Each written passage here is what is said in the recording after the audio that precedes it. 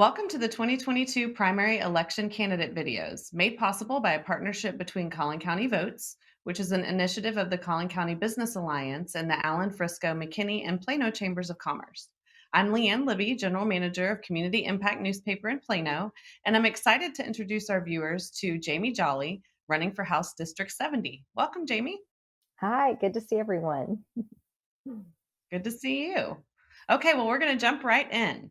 So, the first question, in your own words, what is the role of a state legislator?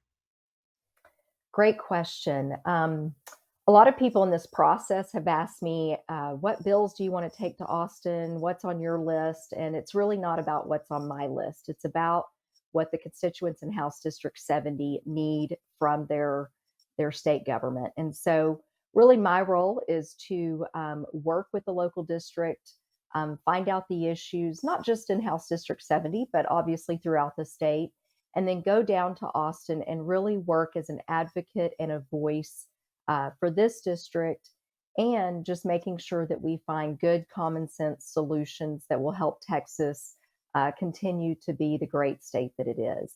And so, as a legislator, I feel like it's really about building relationships, understanding the issues, doing your homework, and making sure you have all the facts, and then helping to represent the people of your district in the state house. So, if elected, what would your top two or three priorities be? So this is pretty easy for me.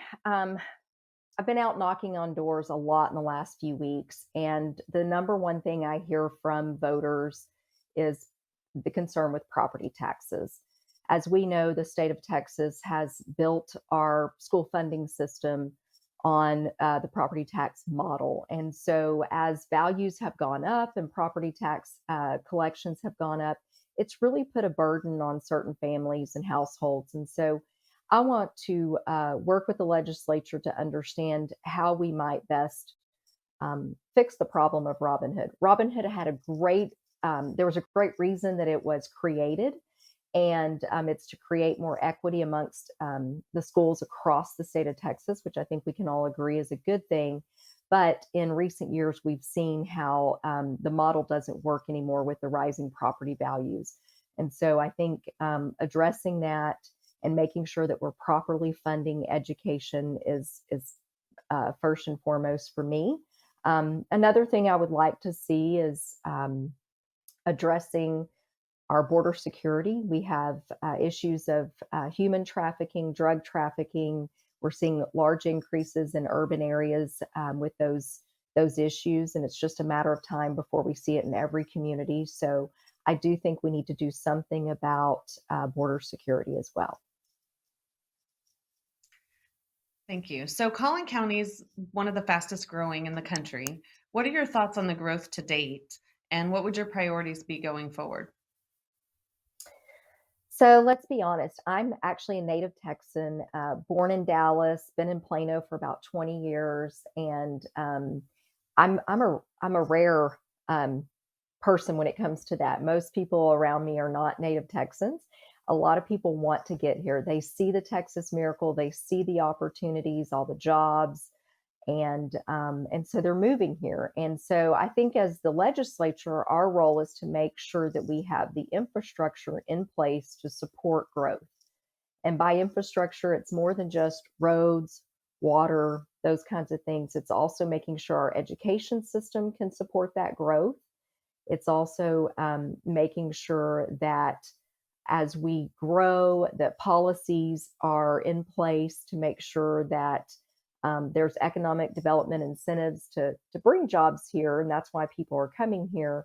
But also to make sure that our households and our families are supported.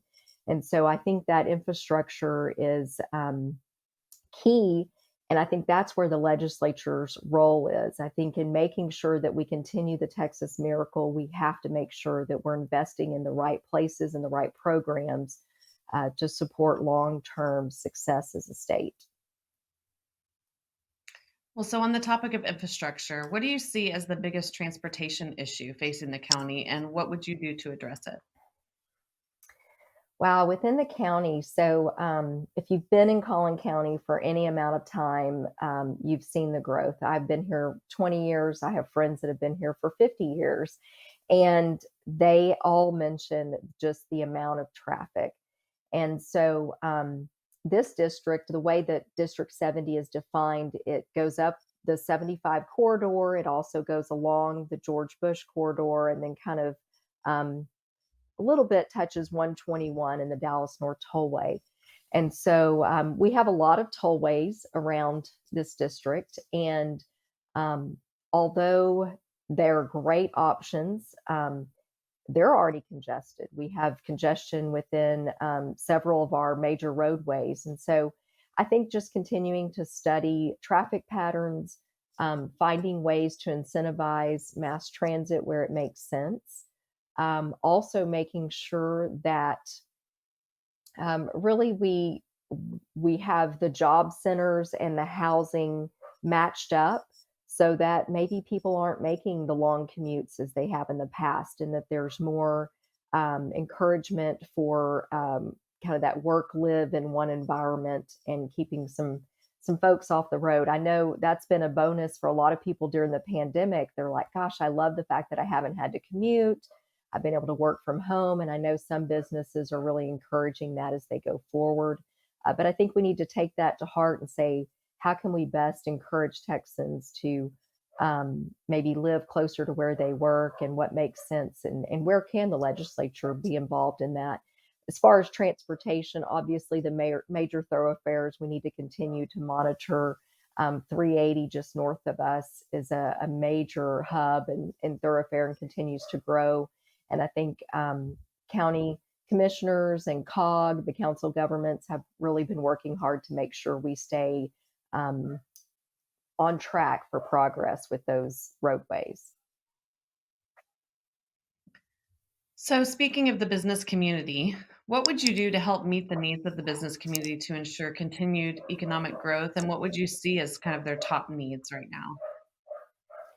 Great question. So, as the former CEO of the Plano Chamber of Commerce and with an extensive background of working with business and industry, I'm very familiar with the issues. And obviously, the pandemic has put a different spin on the issues. I think a lot of businesses had to figure out how to operate in an environment that's touch free, that's maybe a delivery service versus in person delivery. And so I think just continuing to work with businesses, understand how they're going to function in this new environment, and having the tools in place to support them. I also think as a legislature, we need to focus on the issues that matter. Businesses need to make sure that we have a reliable energy grid. We need to make sure that we can have power, whether it's 110 degrees or 20 degrees and icing. And so things like that, I think, are where businesses are going to be really focused as we go forward in this legislative session this next year. Also, I believe that we have to look at some of the challenges in the workforce and labor market. We all know that there are major concerns in being able to get the employees that we need to fill the positions that currently exist. But as more businesses come here, how do we make sure that we have the best environment, the most educated population? So that again goes back to public schools and making sure that we have people that are ready to enter the workforce. So, the business community and many of the organizations that support it have prioritized promoting equity and diversity through their hiring practices, programs, and their community investments. Because Collin County is such a diverse area in every sense of the word, can you talk about what equity and diversity mean to you?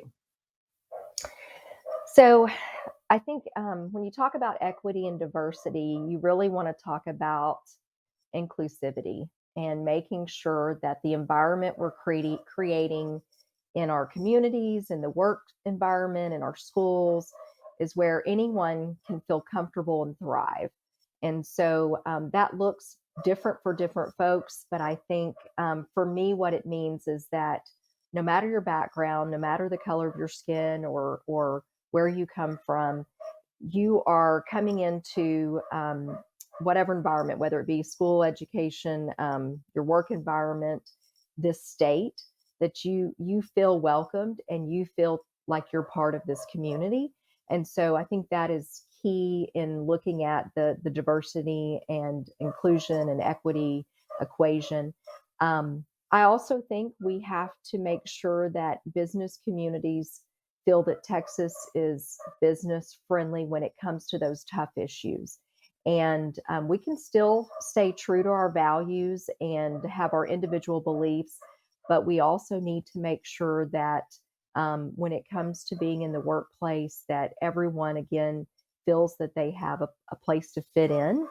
And Texas has been really good at this. District 70 has been great at it. We have so many different ethnicities and religions that are represented in our community. And I think that just shows what that looks like when you have a diverse work environment, job environment, a strong school district, and just a great place to live. So, last question. If you were talking to someone from outside of Collin County who is thinking about maybe moving here or moving their business here, what would your 30-second elevator pitch be? Great question. So, and I've had to do this before because of the Chamber of Commerce, but when you look at North Texas as a place to live, work, and play, it is an amazing place that provides opportunities for every type of job you can imagine, every type of opportunity. We have amazing housing, diversity in our housing, whether it be you want to be in a high rise in the suburbs or you want to be in downtown, or maybe you just want your single family home in an established neighborhood. We have all those great opportunities and options.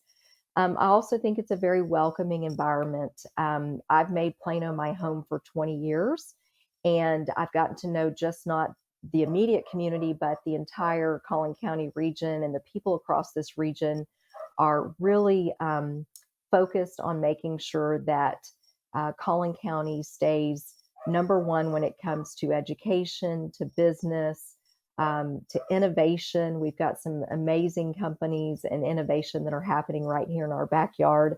And just the quality of life. I mean, when you look at the different amenities that are offered within this community throughout Collin County, there are some amazing amenities that we're privileged to have right here in our backyard.